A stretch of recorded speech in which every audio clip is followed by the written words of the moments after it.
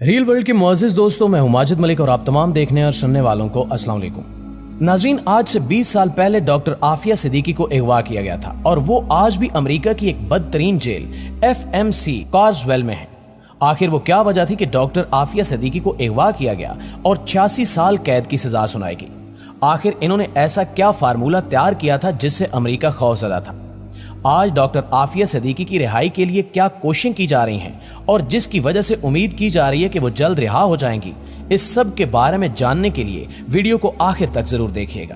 नाज़रीन, डॉक्टर आफिया सिद्दीकी के खानदान की बात करें तो वो एक सादा सा मजहबी और पढ़ा लिखा घराना था। इनके वालिद का मजहबी तालीम की तरफ बहुत रुझान था। इन्होंने अपने बच्चों को मजहबी तालीम के साथ साथ दुनिया की आला तालीम भी दिलवाई। डॉक्टर आफिया सिद्दीकी बहुत अक्लमंद और ज़हीन थी।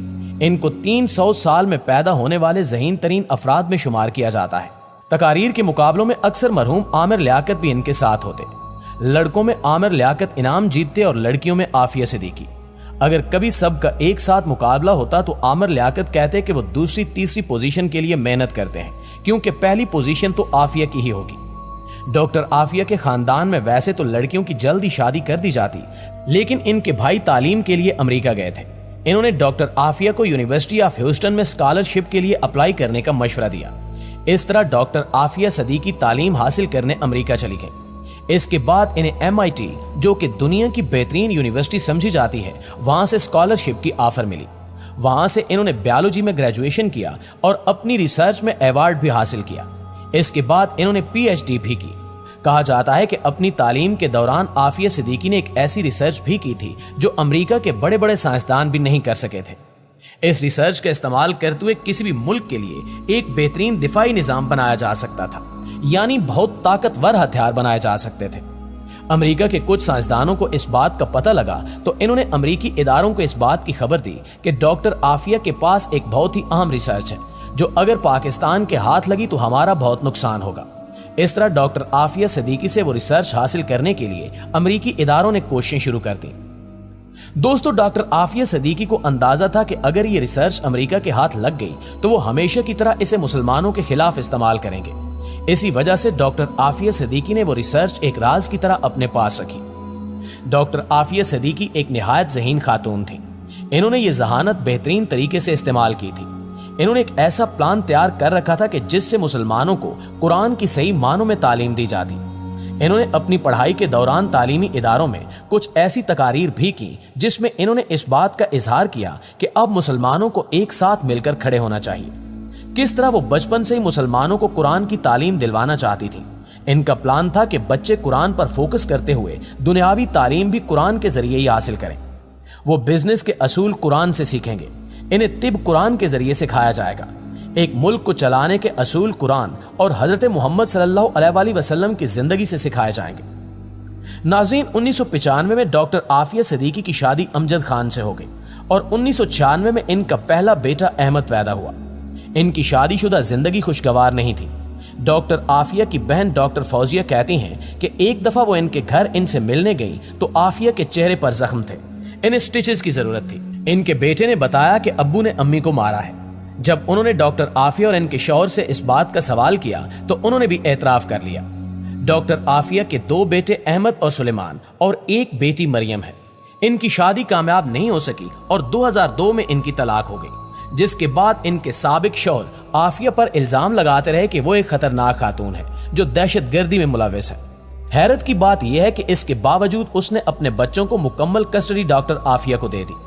ये बात ये साबित करने के लिए काफी है कि इनके साबिक शौहर के लगाए गए इल्जामात मुकम्मल झूठ थे। कुछ रिपोर्ट्स के मुताबिक डॉक्टर आफिया के शौहर अमजद अमेरिका की तरफ से की गई साजिश में मुलविस थे। वो इस मकसद से भेजे गए थे कि डॉक्टर आफिया से इनकी रिसर्च हासिल करने की कोशिश करें, लेकिन जब कामयाब न हुए तो डॉक्टर आफिया को तलाक दे दी और डॉक्टर आफिया को अगवा करने का मंसूबा बनाया गया। दोस्तों, अमेरिका में 12 साल रहने के बाद 2002 में डॉक्टर आफिया अपनी फैमिली के साथ पाकिस्तान वापस आई। 31 मार्च 2003 के दिन कराची में डॉक्टर आफिया अपने 3 बच्चों के साथ एक टैक्सी में सवार हुई। वो इस्लामाबाद की फ्लाइट के लिए एयरपोर्ट जा रही थी, लेकिन रास्ते में कुछ लोगों ने इन चारों को रोका और टैक्सी से निकाल लिया। अगले 5 साल यानी 2008 तक वो सब गायब रहे।